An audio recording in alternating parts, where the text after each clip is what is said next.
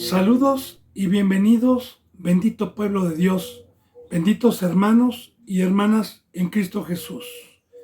A muchos no conozco, sé que hay suscriptores, seguidores, pero Dios los conoce y eso basta.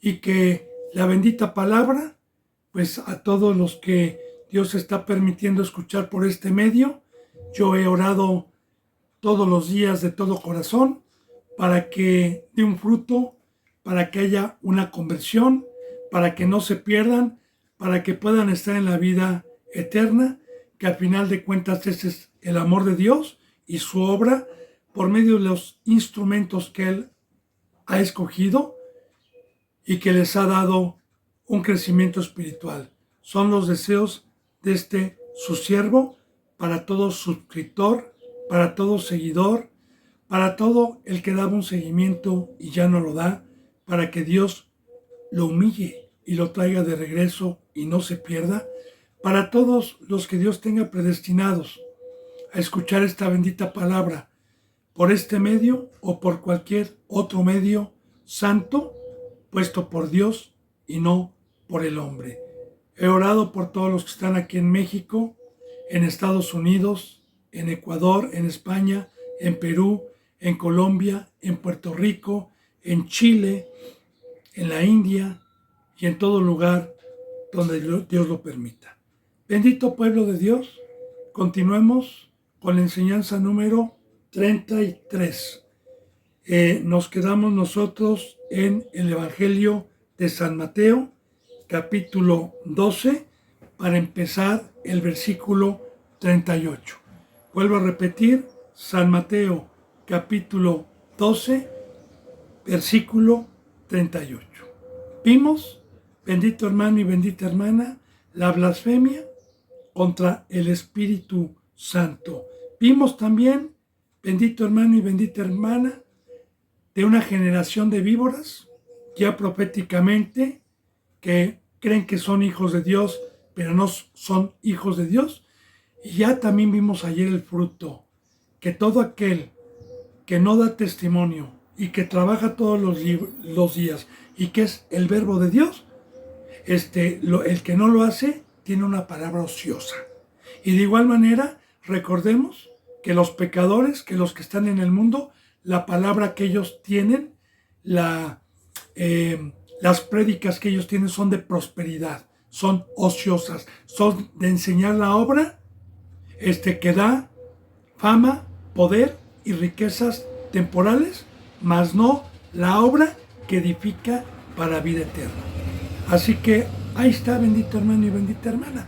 Ya vimos ayer que Dios va a pedir cuentas a todo aquel que haya enseñado, sea para trabajar, sea para tomar la cruz, sea para esta obra, o sea para lo que enseñan hoy la mayoría de las iglesias. Pero algún día va a haber un juicio. Bueno, entonces, fíjese bien en el 38, porque estaban los fariseos, estaban ahí la generación de víboras, escuchando. Fíjese lo que le dicen, ¿verdad? En vez de creer, porque recuerde, bendito hermano y bendita hermana, que este pacto es por fe, que este pacto los que pueden ver son los que no pecan. Entonces respondieron algunos de los escribas, algunos, y de los fariseos, diciendo: Maestro, deseamos ver de ti señal. Ahora, eso de maestro era hipócrita, porque hoy también, ¿cuántos le dicen a Jesús Señor? ¿Cuántos le dicen a Jesús Rey? ¿Cuántos le dicen al Señor Pastor? Maestro, ¿sí? Pero no guardan sus mandamientos, no creen en la locura de la cruz, no creen en lo que vino a predicar. Entonces, así de igual manera, bendito hermano y bendita hermana, como una enseñanza, ya desde aquel tiempo nos da. ¿Qué señal? Ellos querían ver una señal. Y le digo, ¿verdad? Querían ver un milagro, querían ver una señal. Y le voy a profundizar un poquito esto, bendito hermano y bendita hermana. Mire, este pacto, para empezar, es de fe. La fe es tener la certeza, la seguridad, la convicción de las promesas que Dios promete, que no se ven y que nos da lugar a un mandamiento para hacerlo primero y para posteriormente poder obtener estas bendiciones. Esa es la fe. Ahora bien, yo cuando era católico, pues a mí la Virgen me hacía milagros. La Virgen, que no es de la Biblia, que me la metieron por engaño y que es un demonio. Hablo así porque esta prédica no es para católicos, es para cristianos. Y usted sabe perfectamente bien que Guadalupe es algo que metió el Vaticano, que no existe en la Biblia. En la Biblia está María, que es muy diferente y que la Biblia nunca nos enseña a adorar. Bueno, yo cuando era católico, primeramente me daba dinero, casa, para que yo creyera. Eso lo hace el diablo. El diablo siempre da y siempre enseña para que le sigan.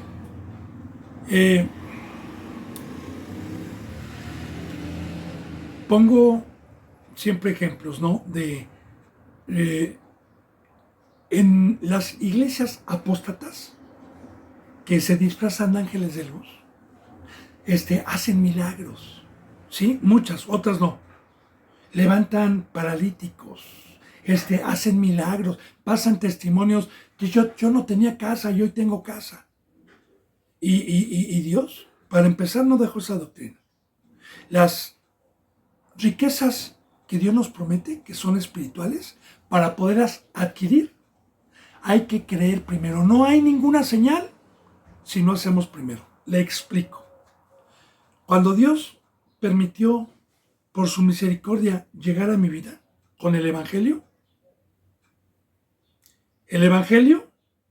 no me dio el Espíritu Santo, ni me salvó, ni me sacó del mundo. El Evangelio me dio un conocimiento y me dijo, tú eres pecador. Sin ver yo que era pecador, pero creí. Luego me dijo, estás en la carne, estás en el mundo, estás esclavizado, estás atormentado. Te vengo a rescatar, te vengo a perdonar todos tus pecados. Basta con que creas, te arrepientas y quieras empezar una vida nueva. No vi la vida nueva, no vi el arrepentimiento, no vi a Cristo, no vi el Espíritu Santo en ese momento, no vi nada. Él me dijo, haz, porque el bautizo representa, por fe, aunque tú no lo ves físicamente, una muerte a la carne y vas a recibir una resurrección, vas a recibir mi Espíritu Santo. Y yo no lo vi. En el Evangelio no vi a Dios, no vi al Espíritu, ni en el bautizo tampoco. En el bautizo, cuando me bauticé, yo no vi la paloma blanca, yo no vi nada, pero creí. Ahora bien, creí y después Dios me permitió ver señal, una vez que lo hizo con fe, señal en cómo fue transformando mi vida, en cómo me fue dando y me fue sanando de la codicia, de la avaricia, de la basura, de cómo me fue mediante los mandamientos, que también cada mandamiento que me pedía cuando me bauticé, no me daba, sino me dice, haz, deja este ídolo, sígueme, permanece todos los días como la vid. Yo creí y entonces después de que empecé a ejercer y a practicar sus mandamientos, 2, 3, 4 meses, recibí y yo empecé a decir, oh, Dios es fiel, es verdadero, pero este pacto es por fe. Ahora, muchos piden una señal, ¿verdad? Yo si llego a una casa y toco y le digo, oiga, arrepiéntase, creen, no, pana, quiero ver una señal, si me da trabajo, si tengo casa, si tengo dinero, si veo esa señal, sí voy a creer. Si no, no. Entonces, esa religión no es la de este camino. Hay muchas que primero piden y ven para seguir. Bueno, entonces espero ser explícito, bendito hermano y bendita hermana. Y si no, recuerda, ahí están los contactos para que yo pueda, pues, con más tiempo, profundizar esta enseñanza, no la de Mateo, sino las que estoy tocando, de la fe. Entonces, fíjese bien, deseamos ver de ti señal para creer. Ahora, él respondiendo les dijo, la generación mala y adúltera te manda señal, pero señal no le será dada, sino la señal del profeta Jonás. Ahora, fíjese bien, la generación mala y adúltera. Dos términos bíblicos que significan esto. Dos caminos, dos señores. No hay para más, ¿eh? Uno bueno y uno malo. No hay para más. El bien y el mal. No hay para más. Para tener el fruto del bien, se necesita creer en Dios, en Cristo, y se necesita, porque el creer es practicar sus mandamientos. El creer es saber que el pecado paga un salario y es la muerte. Adúltera, porque los que tuvieron el pacto de aceptar a Cristo como esposo, como Señor, como amo, y yo como su esposa, y me fui con el otro señor a hacerle caso a los deseos de la carne, a cualquier ídolo, a cualquier desobediencia, espiritualmente se llama adulterar. Recordemos que la fornicación es cuando todavía no hay un matrimonio. El adulterio bíblicamente es cuando hay un matrimonio. Y el primer pueblo, bíblicamente, era la esposa de Jehová, de Dios. Así lo dice el Antiguo Testamento. En este Nuevo Testamento, hoy nosotros somos la esposa de Cristo Jesús, del mediador. Y de igual manera también, yo podría ser adúltero. ¿Cómo? Dejando su casa, dejando a sus hijos, dejando de alimentarlos, dejando de ser un mayordomo, por las riquezas temporales y egocéntricas que mi carne me pide y que Satanás me está seduciendo en todo momento para comer de su mesa. Ahora, así estaban los fariseos de aquel entonces, los escribas. Ya vimos que les dijo generación de víboras, hipócritas. Ya vimos también, ay de ti Corazín, ay de ti Betsabai. ¿Cuántas veces te quise reunir? Ya, todo eso lo vimos, bendito hermano y bendita hermana, proféticamente. Hoy, pues sigue pasando lo mismo. Ahora, fíjese bien, de igual manera también, una persona que entró por la puerta del edil y que piensa que es cristiana, pero por su pecado Dios no le permite caminar en el mar, Dios no le permite la revelación espiritual, Dios no le permite estar en la cruz, Dios no le permite ser un ángel, Dios no le permite estar en la montaña, Dios no le permite tener la imagen de Dios. ¿Por qué?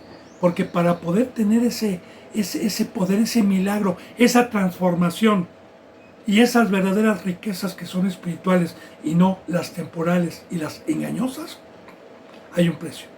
Creer en la locura de la cruz. Creer en Cristo Jesús. Y no pedirle señal, sino hacer primero y entonces comprobar que Dios es fideligno. Bien, te manda señal, dice, fíjese bien, pero señal no le será dada, sino la señal del profeta Jonás. Bien, yo le había comentado, bendito hermano y bendita hermana, que toda la palabra de Dios es profética en el Antiguo Testamento, que todo lo que Dios permitió en el Antiguo Testamento era para profetizar la salvación, era para profetizar a Cristo Jesús. Todas, la historia de Esther, la historia de Ruth, todo profetiza a Cristo Jesús. Jeremías, Ezequiel, Salmos, y uno de ellos es Jonás. Este pequeño libro que tiene unos cuantos capítulos, menos de 5, ¿verdad? Y que sabemos proféticamente qué fue lo que permitió Cristo con este profeta para profetizar a Cristo. ¿Por qué? Porque Nínive era una ciudad que no era hebrea, que no era de los hebreos, era una ciudad pagana, que no estaba en Jerusalén. Entonces, cuando Dios escoge a Jonás para ir a que Nínive se arrepintiera de sus pecados, representa que Cristo Jesús iba a mandar a su iglesia, después de que viniera a salvarla, para ir a los gentiles. Y muchos de los fariseos no quisieron. No quisieron y no creyeron que la salvación también era para los gentiles. De hecho, los que están hoy en este 2024, en septiembre de 2024, en Israel, todos aquellos judíos que ahorita están proféticamente en guerra, en desesperación y angustia, que yo oro todos los días para que Dios levante obreras y puedan ir a tocar corazones. Bueno, ellos hasta la fecha siguen con un velo. Siguen creyendo que son los únicos como pueblo que tienen a Dios y tienen la ley. Ellos son enemigos de que un mexicano, un estadounidense, un ruso, un ucraniano, un griego, alguien, un africano, un hindú, se le predique la palabra de Dios. Porque ellos piensan que únicamente Dios, el Dios de los cielos, el creador de los cielos, es para ellos. ¡Qué ignorancia! ¡Qué mente tan más cerrada! Pero así los dejó Dios, precisamente. Ahora, Jonás, Nínive, ya le dije lo que representa. Jonás huyó, se embarcó y huyó lejos. Ya los que han leído sabemos la historia, que pues Dios empezó a mandar y azotar esa nave, y los marineros se dieron cuenta que Jonás estaba huyendo de Dios. Y Jonás se echó al mar y fue tragado por un gran pez. Ahora bien, ¿qué representa eso simbólicamente? Representa que este pez, si usted lee Jonás, dice que bajó hasta abajo de los cimientos de la tierra. Los cimientos de la tierra a lo más profundo son los volcanes y la lava. Pues bueno, dice ahí en Jonás que él bajó hasta lo profundo. El Sheol, el Hades, está en la profundidad del planeta Tierra. Está hasta abajo. Ahora, ¿qué representaba esto? Que Cristo Jesús, el pez, representa la cruz de Cristo Jesús, la muerte, donde Cristo Jesús, cuando en la cruz murió, dice la palabra que fue y descendió al Sheol y descendió al infierno. De hecho, dice que fue también a predicar a los que antes fueron abnegados por el agua. Y en Salmos 22 dice el lugar donde estuvo Cristo Jesús, en angustia, alejado de Dios, por 3 días. Pero Dios, en su misericordia, lo resucitó y lo sacó de allá abajo. Y una vez que lo sacó de allá abajo, y una vez que resucitó, entonces vino la salvación, entonces vino el evangelio, entonces vino la prédica al mundo. De igual manera, cuando Jonás estuvo en el vientre orando y pidiendo perdón, el gran pez salió y expulsó a Jonás, y Jonás con temor fue y predicó a Nínive.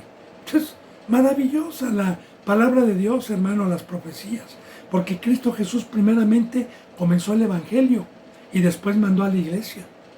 Entonces, la señal del que está hablando aquí es que todavía Dios y Cristo Jesús les dio la oportunidad al primer pueblo de ver morir a Cristo y no encontrarlo en la tumba.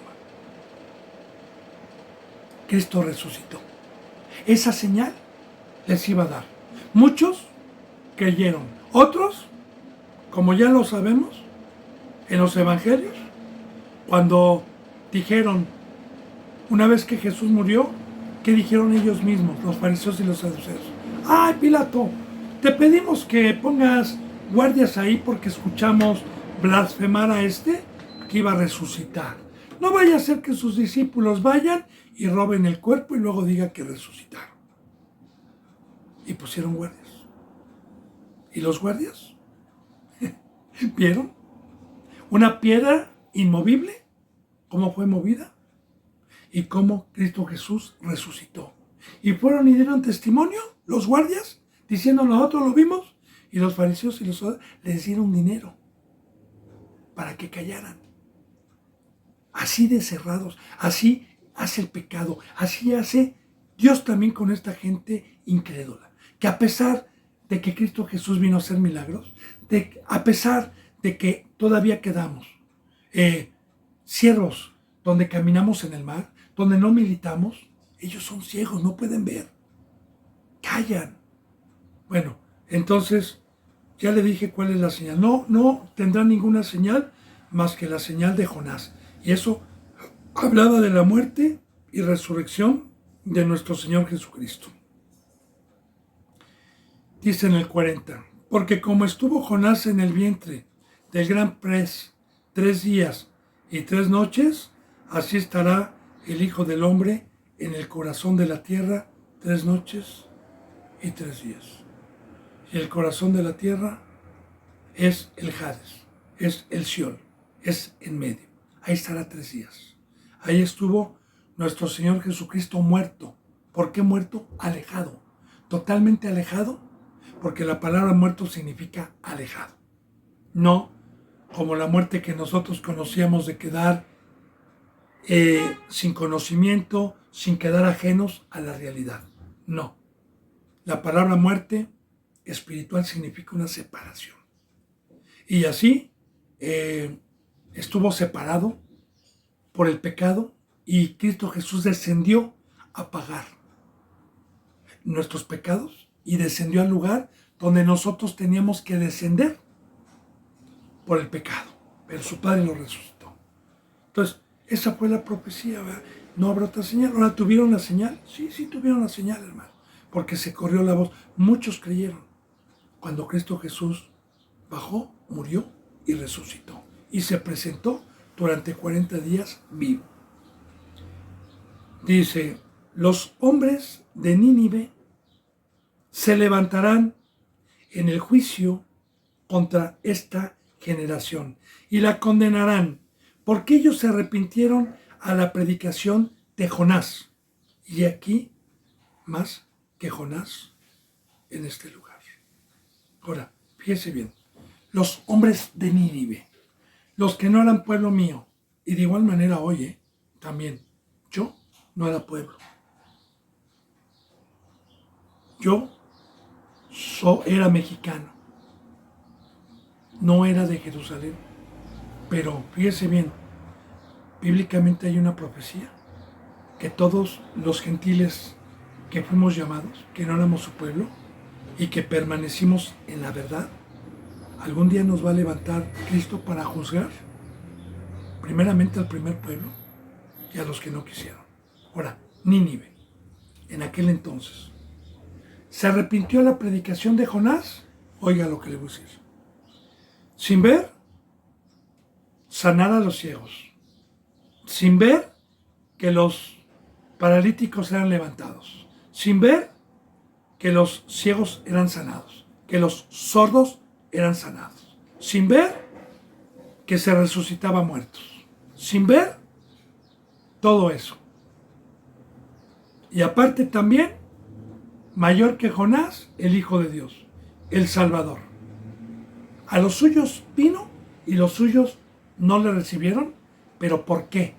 Por la dureza, por el pecado, por amar más la carne, por amar más la fama, por amar más el poder. Para que Cristo Jesús, por envidia, porque mucha gente lo estaba siguiendo y estos ya se habían agenciado, ya habían usurpado un lugar que no les corresponde de dejarse adorar.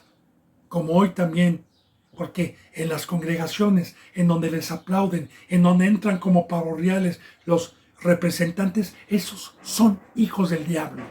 Han usurpado el lugar de Cristo Jesús. Entonces, va a haber un juicio.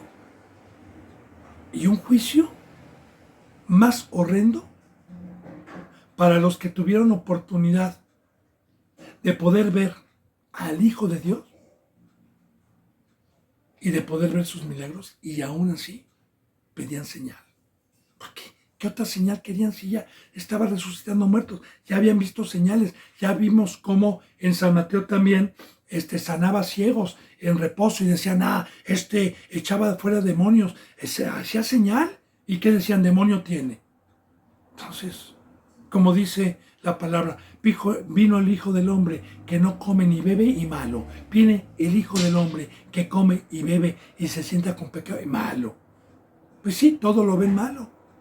Bueno, entonces, dice, los hombres de Nínive se levantarán en el juicio con esta generación y la condenarán. Porque ellos se arrepintieron a la predicación de Jonás y he aquí más que Jonás en este lugar. Se arrepintieron. ¿Qué les fue a decir Jonás? Que eran pecadores. ¿Qué vino a decir nuestro Señor Jesucristo tanto al primer pueblo como a nosotros? Que no había un solo justo. Que el pecado entró por un hombre y por un hombre la muerte, por cuanto todos los hombres pecaron. Que todos éramos pecadores. Que el único justo que estuvo en el planeta Tierra en aquel entonces fue Cristo Jesús. Y no se quisieron arrepentir porque decían, nosotros somos hijos de Abraham, nosotros no fornicamos. Y les decía, hipócritas, arrepiéntanse. Al primer pueblo. Bueno. Y pone otro ejemplo, bendito hermano y bendita hermana, dice, la reina del sur se levantará en el juicio con esta generación y la condenará. Porque ella vino de los fines de la tierra para oír la sabiduría de Salomón. Y he aquí más que Salomón en este lugar. 750 años antes aproximadamente de la llegada de nuestro Señor Jesucristo, el tercer rey que gobernó al pueblo de Israel fue Salomón. El primero fue Saúl, el segundo fue David, el tercero fue Salomón. Y el hijo de David, Salomón, fue el hombre más sabio, o el rey más sabio, en aquel entonces, y se escuchaba su sabiduría en los alrededores. La reina del sur venía de un lugar también, igual que Nínive, que no era Jerusalén. Y era una gentil, era una persona que no era circuncidada. Era una persona que proféticamente representa a los gentiles, a uno que no era pueblo de Dios, pero que cuando venimos a escuchar la sabiduría de Cristo por medio del Evangelio, creímos y nos arrepentimos. Todas estas profecías profetizaban la llegada de Cristo y que venía también por uno que no era su pueblo. La reina del sur escuchaba y escuchaba. Y ella fue a investigar, a ver si lo que se le decía era verdad. Y cuando llegó, y todas las preguntas y todos los cuestionamientos que ella le hizo, y vio la sabiduría que tenía Salomón, y cuando vio cómo estaban todos sus consiervos y todo el pueblo, y cómo los tenía con grandes riquezas, la reina se quedó maravillada y creyó. De igual manera también, yo no hablo de riquezas físicas, O sea, recuerde que la bendita palabra es una sombra, que en el Antiguo Testamento Dios lo permitió físicamente, pero ahora habla de las riquezas espirituales. Porque a mí me dicen, oye, hay una congregación en donde está Cristo, en donde hay conversión, en donde hay oro, en donde hay plata, en donde hay santidad, en donde pueden caminar en el mar, en donde están en la cruz, en donde son seres espirituales, en donde es una creación nueva, y yo voy. Y el principio de la sabiduría es cerrar mi boca y escuchar. Y si yo escucho la sabiduría y luego creo y recibo, me maravillo, como me he maravillado el día de hoy de esta bendita sabiduría, que estaba yo en ignorancia, para poder juzgar a los incrédulos, a los que tienen una sabiduría mundana, que cuando son humildes y vienen y cualquier cuestionamiento que hacen de engaño y la bendita palabra le responde, pues la gente humilde que viene también se maravilla de la sabiduría. Yo le pongo un ejemplo para poder profundizar esto y darle gloria a Dios. Todo es para la gloria de Dios. Ya le comenté yo como testimonio, bendito hermano y bendito hermano, que yo fui un hijo desobediente en el catolicismo porque yo no nací en el cristianismo. A mí me llamó Dios a los 42 años a este bendito camino. Y como hijo desobediente, pues yo no terminé la preparatoria, terminé la secundaria y eso duras penas. La preparatoria no la terminé. Me quedé sin estudios. Mi padre fue un hombre muy culto, mundano del mundo, ingeniero, le gustaba leer mucho, tanto política como historia, todos los ramos, geografía, biología, le gustaba mucho. Mi papá siempre, pues, me vio como un hijo sin sabiduría, sin ciencia. Él me decía, lee un libro, ponte, y a mí no me interesaba nada de eso.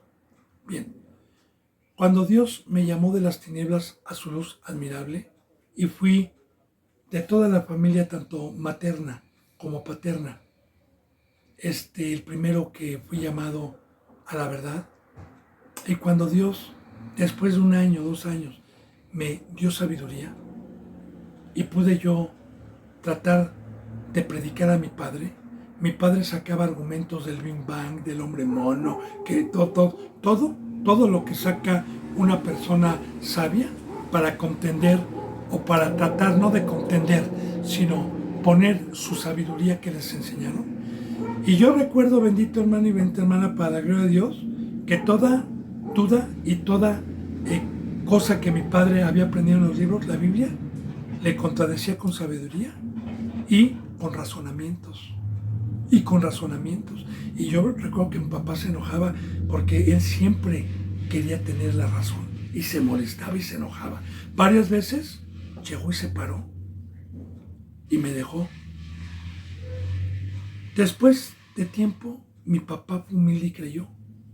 Y también vio la sabiduría que Dios nos había dado, y más que la del mundo. Porque yo le digo, si Dios permitió que en su momento yo no tuviera una profesión, que en su momento, porque así lo quiso Dios, porque yo era gobernado por demonios y estaba predestinado para ser llamado y para dar testimonio también de todas estas cosas, yo le digo que no me arrepiento, siempre y cuando Dios lo permitió, porque hoy esta bendita sabiduría que yo tengo no la comparo con ninguna del mundo.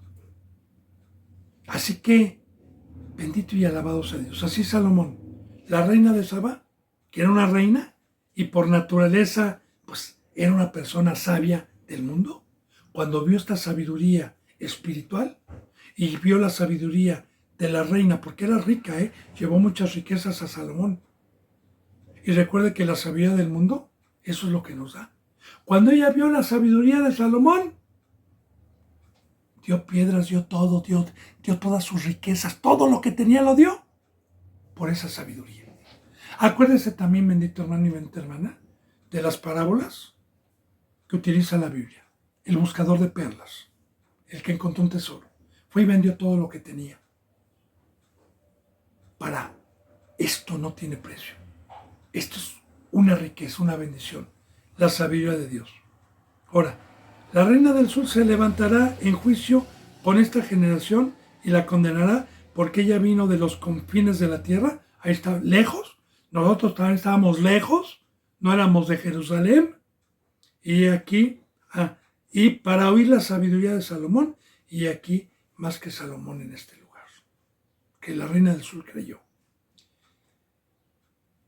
Y así, bendito hermano y bendita hermana, por eso en este pacto, por eso desde que Cristo Jesús vino, todos aquellos, empezando por la casa de Dios, por los que entraban por la puerta, pero al no creer es el no haber tomado su cruz. el no haber caminado como Cristo Jesús, ya vimos que dijo que camináramos. Nos va a condenar. Dice en el versículo 43, cuando el espíritu inmundo sale del hombre, anda por lugares secos, buscando reposo y no lo halla. Entonces dice, volveré a mi casa de donde salí, y cuando llega la halla desocupada, barrida y adornada. Explico. El espíritu inmundo es un demonio, o son demonios, o es un demonio. Ya le dije que cuando yo era católico, traía demonio, sin saberlo. Por eso Cristo Jesús me vino a libertar. Por eso, una vez que creí, le dijo a Satanás y a los demonios, a este ya no me lo toques, mientras no peque, porque ahorita vamos a hablar de esto. ¿Sí? Ahora, ¿cuándo sale el espíritu inmundo de este vaso de barro o de este tabernáculo que Dios describe como casa temporal? Porque así lo describe, como tienda de campaña, como tabernáculo. Así lo describe Dios a nuestro cuerpo. ¿Cuándo sale el espíritu inmundo? Cuando por el evangelio creí.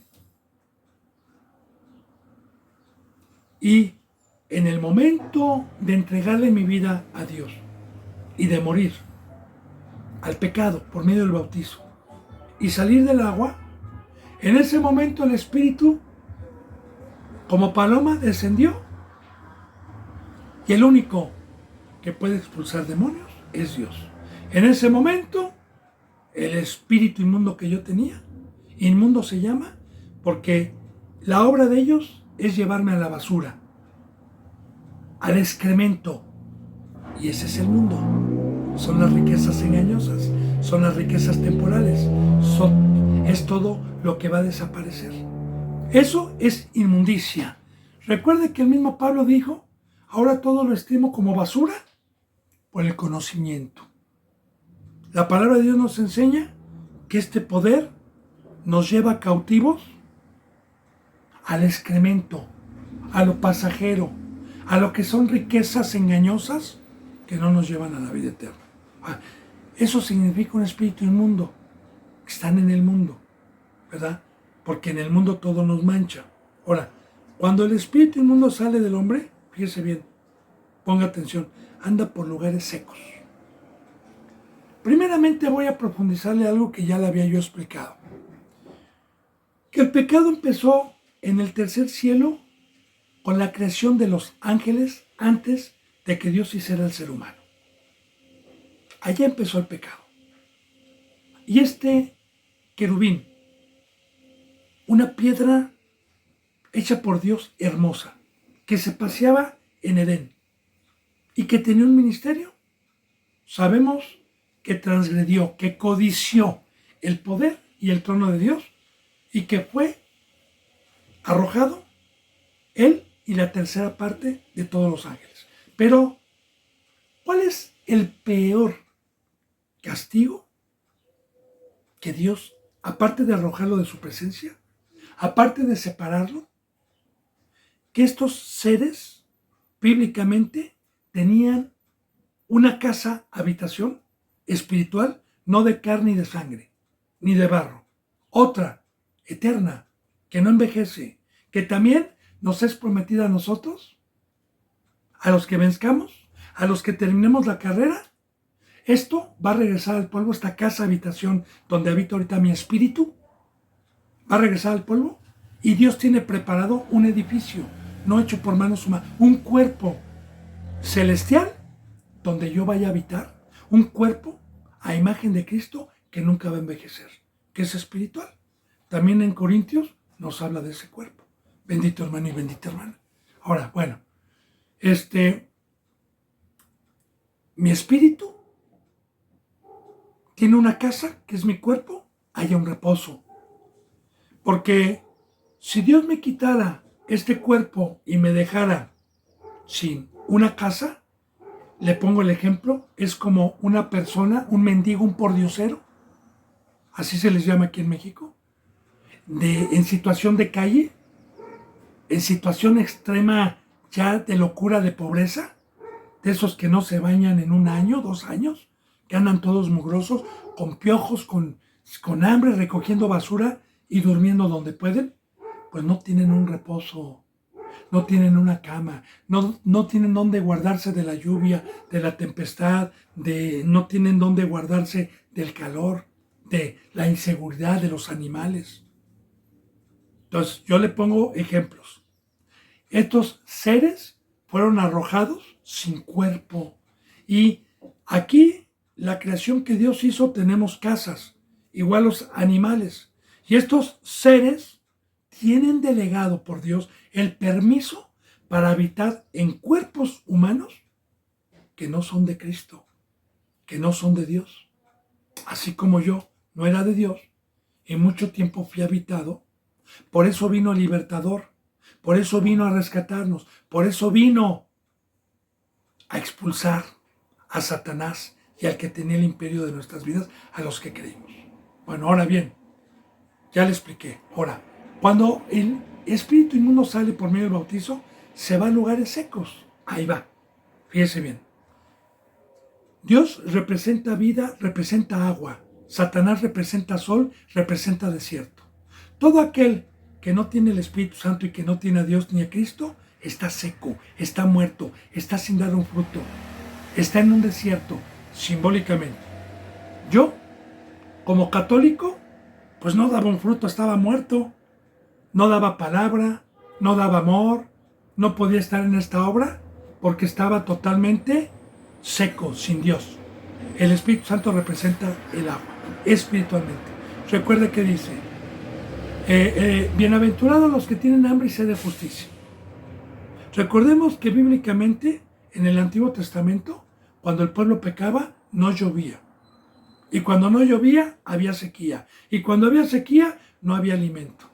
Ya profetizando Dios también que el pecado paga un salario y es que Dios me deje de dar lluvia para que siga yo dando un fruto de amor, un fruto de vida, para que sea sombra.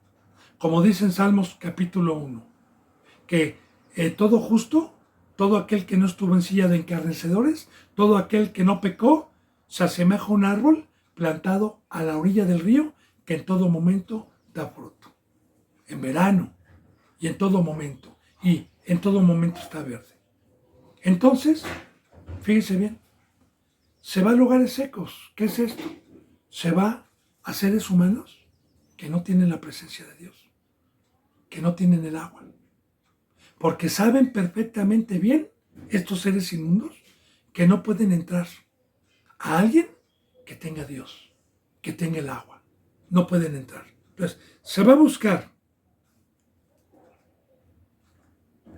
lugares secos, buscando reposo. Ahí está, reposo, porque imagínense, yo soy un mendigo, ando en la calle, el sol, la lluvia, y de repente me dicen, ¿sabes qué? Métete a este cuarto o a esta casa, te la regalamos, pues encuentro un reposo que ya no me va a agobiar.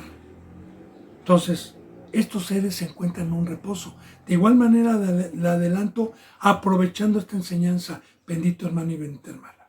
El juicio final, que nos habla de un lago de fuego, de una segunda muerte, yo le voy a decir que el peor tormento que van a tener ahí los seres humanos que se vayan a ese lugar es que van a estar sin un cuerpo. Y ese es un tormento, No van a tener. Y nosotros, los que venzcamos, los que hayamos terminado este camino, se nos va a dar un cuerpo para ser semejantes a Cristo. Un cuerpo incorruptible. Un cuerpo donde habitemos eternamente junto a Dios. Alabado sea Dios. Entonces, no encuentra, dice, buscando, y no lo haya. ¿Por qué no lo haya? Si hay muchos seres humanos que no son de Dios, porque ya están llenos de demonios. Es, por ejemplo, llego a una casa y me dicen, no, pues ya no cabes, ya somos muchos. Recuerda que había uno que tenía legión, ya están ocupados. Ahora, fíjese bien, entonces dice, volveré a mi casa donde salí. Muy importante meditar en las enseñanzas de Dios. Una vez que el espíritu inmundo, los espíritus inmundos son expulsados de mi vida, primeramente, el dueño de mi cuerpo es Dios.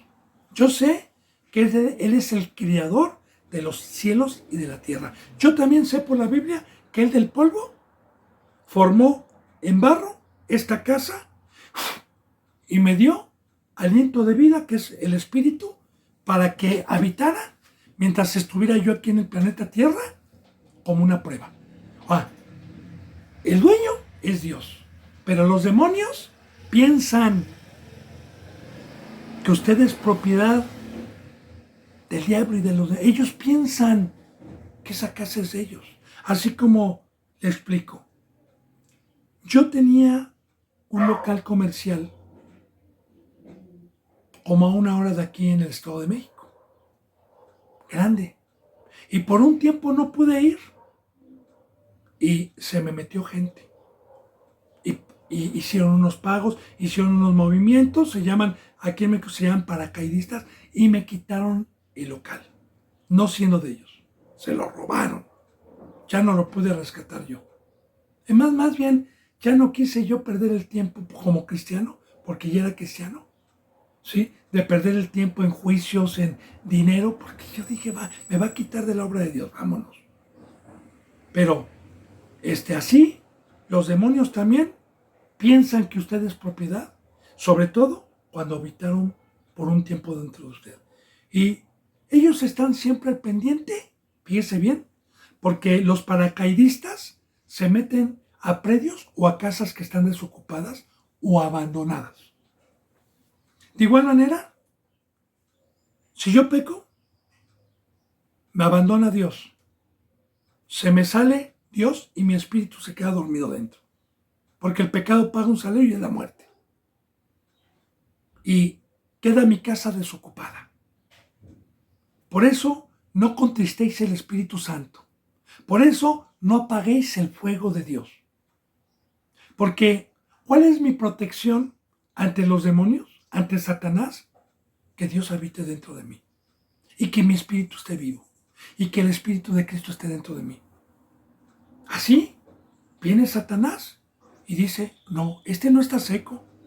Aparte, esa casa está ocupada por Dios, no podemos entrar. Entonces aquí está hablando, hermano y hermana, de los incrédulos, de los que fueron perdonados. Y después contestaron el Espíritu Santo.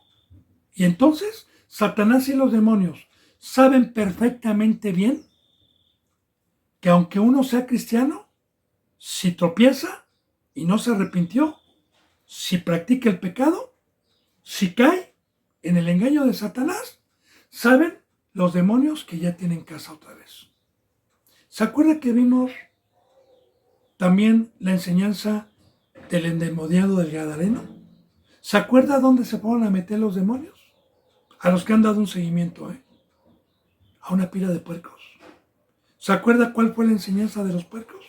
¿Se acuerda para dónde se despeñaron? Bien, yo espero que se acuerde, para poder concordar. Entonces mire lo que dice. Volveré a mi casa donde salí cuando llega, fíjese bien, la haya desocupada. Primero, desocupada. Esto es lo importante, desocupada. Ahí está el problema. Ahora, barrida y adornada. ¿Qué significa esto? Que cuando yo me arrepentí, Cristo Jesús me limpió todos mis pecados y me adornó con riquezas espirituales, oro, plata, santidad. Me adornó como una piedra preciosa. Todo hablando espiritualmente. Ahora, la encuentra desocupada. ¿Por qué? Porque pecó. Y así anda Satanás, como león rugiente, alrededor, buscando a ver qué cristiano se descuida para devorarlo. Cuando dice en 1 de Pedro 5:8 que velemos, porque vuestro adversario el diablo anda como león rugiente, no se refiere a los que ya están presos, no se refiere a los que están muertos, no se refiere a los que son hijos del diablo, no se refiere a los del mundo. Esos ya son del diablo ahorita. Esos no son de Dios, no son de Cristo. Ahora, ¿a qué se refiere entonces Primera de Pedro cuando dice velar? No se duerman como las vírgenes insensatas, porque estos espíritus inmundos andan buscando a ver a qué horas te descuidas para entrar y devorarte y llevarte al mundo otra vez. Entonces, fíjese bien, volveré a mi casa donde salí cuando ella haya desocupada, barrida y adornada. Ya le expliqué. Y claro que entra este espíritu inmundo y le ensucia y le quita todo el oro, la plata, todo lo que tenía. Dice, fíjese bien, entonces va este espíritu inmundo, y esto lo permite Dios, ponga mucha atención, y toma consigo otros 7 espíritus peores que él, y entrados moran allí los 7 espíritus, y el postrer estado de aquel hombre viene a ser peor que el primero. Así también acontecerá a esta mala generación. Le explico. Voy a hablar de uno de muchos ex hermanos, de muchos, que estuvieron aquí y que tuvieron el privilegio de tener un crecimiento y de deleitarse en este camino, pero que después se descuidaron como las vírgenes insensatas. Ahora, este ex hermano del que le hablo, no voy a decir nombres, yo vi que llegó alguna ocasión rogándose, aquí en México se llama moneando cuando huelen solventes, y lo inhalan por la nariz. Cómo llegó en una situación de calle con los tenis y la ropa sucia, cómo llegó en un estado denigrante, ocupado por demonios, claro, y estando en inmundicia. Aunque no haya sido así, la inmundicia es el mundo, pero yo les explico. Dios lo rescató y a los 2 años ya estaba predicando palabra. Ya era un consiervo mío, totalmente transformado en un ángel de luz. Ahora bien, se descuidó y está escrito, no por mí, sino por Dios y por Cristo. ¿Qué es? Que este espíritu va a traer 7 espíritus peores. El número 7, recuerde que es lo completo. Puede ser una legión, pueden ser 2000, pueden ser 1000. El número 7 es una llenura completa. El número 7. Ahora, peores que él. Y su postrer estado pasa a ser peor que el primero. Le voy a explicar. Si yo, por ejemplo, más bien le voy a preguntar yo a usted. ¿Usted piensa que un secuestrador o un asesino en el mundo que no es cristiano, que secuestra gente y que mata gente con pistola, y un cristiano disfrazado de luz que se dedica a engañar y a bajar de la cruz y a matar espiritualmente a la gente, quiero decirle que es peor para Dios? Pues bueno, espero que haya acertado, yo se lo voy a contestar. Es peor el que tuvo un conocimiento y es peor un asesinato espiritual que uno físico, porque la palabra de Dios dice, no teman al que puedan matar el cuerpo, mas el alma, el espíritu no lo pueden matar. Témanle más bien a aquel que los pueda apartar eternamente de mí, no por un momento, porque si a mí ahorita me mata corporalmente alguien, no me puede quitar la vida eterna. Entonces, bendito hermano y bendita hermana, ¿en qué se convirtió este ex hermano ya no en adicto, ya no en oler solventes, ya no en la condición que estaba, sino ahora se convirtió en un instrumento del diablo que va en contra de la cruz, que va en contra de Cristo, que va en contra de la vida y predica y tuerce las escrituras y tiene una predicación de prosperidad. Por eso, ¿qué les decía Cristo? Ustedes son de vuestro padre el diablo. Él ha sido homicida desde el principio. Entonces, su postrer estado para ser peor. Y es algo que Dios permite cuando nosotros entramos por la puerta del redil, cuando nosotros tuvimos vida, cuando nosotros tuvimos la oportunidad. Y es un justo castigo que Dios le da a los que llegaron a tener una estatura y cambiaron la gloria de Dios por la mentira, por el engaño, por la incredulidad. Bueno, yo espero ser un instrumento que no confunda, hermano, sino que concordando la bendita palabra conlleve lo mismo y se dé cuenta, porque el principio de la fe es el temor a Dios. Bueno,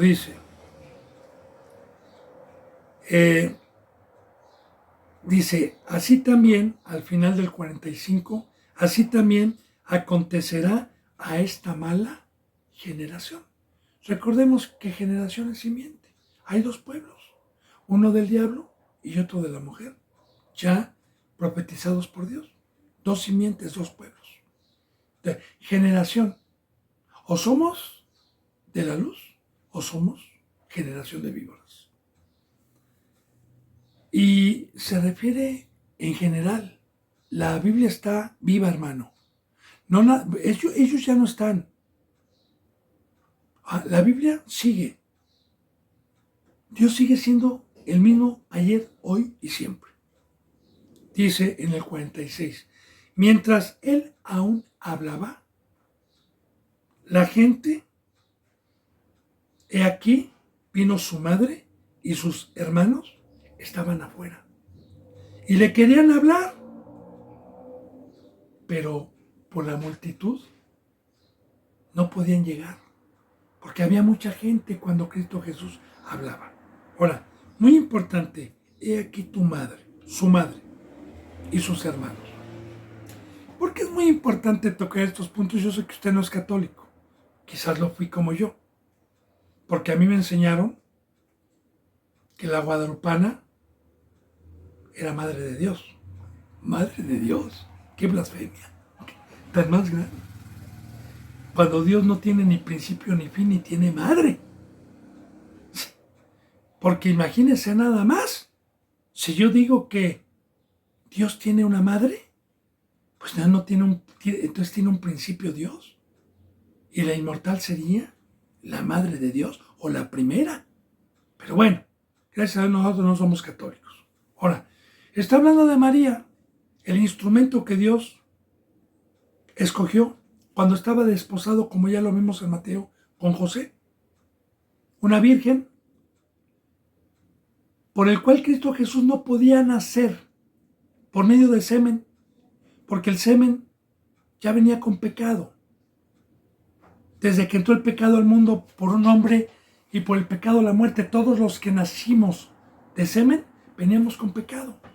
Por eso Cristo Jesús tuvo que nacer engendrado por el Espíritu Santo y usar nada más el vientre de una virgen, de una doncella, que estaba en aquel entonces bajo la ley y era obediente.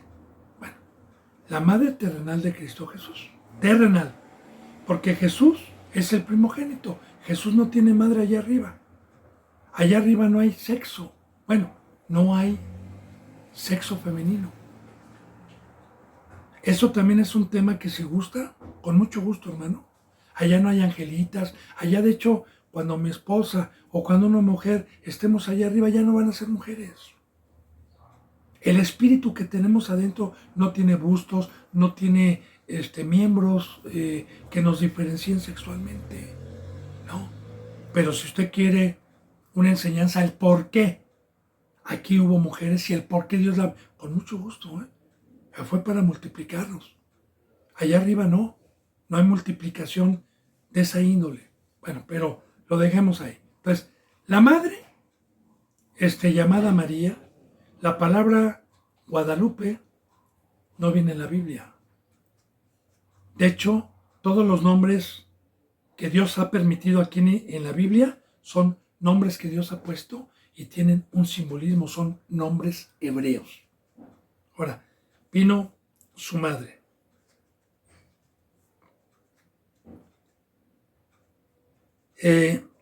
Mientras él aún hablaba, la gente, he aquí su madre y sus hermanos. También muy importante. ¿Cuál virgen? Si María se desposó, una vez que Cristo Jesús nació, María se desposó con José, se casó conforme a la ley y tuvo hijos e hijas. De hecho, la Biblia habla de 4 hijos que tuvo María y hijas. 2 de los hijos tienen hasta escritos aquí. Uno es Judas, no el Iscariote, y el otro Santiago, al que Pablo escribe cuando escribe a Santiago, que eran medios hermanos del Señor. Bueno, he aquí sus hermanos. Estaban afuera y había una multitud de gente. Y le querían hablar, no podían pasar. Y le dijo uno, versículo 47, he aquí, tu madre y tus hermanos están afuera y te quieren hablar. Bendito hermano y bendita hermana, mire, los versículos que siguen tienen muchísima enseñanza referente a este capítulo que estamos viendo de generación perversa, de incrédulos, de los espíritus inmundos que entran. Mucha revelación de quiénes son los familiares, de quiénes son los hijos de Dios, de quiénes somos familia. Mucha revelación. Así que, pues ya no me va a alcanzar el tiempo para poder explicar el versículo 18 del 48 al 50, que ya estamos por terminar este capítulo 12. Así que, hermanos, si Dios me lo permite, mañana continuaré con esta bendita enseñanza. Por lo pronto, pues yo le deseo de todo corazón que la bendita presencia de Dios y de Cristo Jesús estén en sus corazones. Yo me despido con un abrazo y con el ósculo del beso santo. Hasta mañana si Dios quiere y gracias.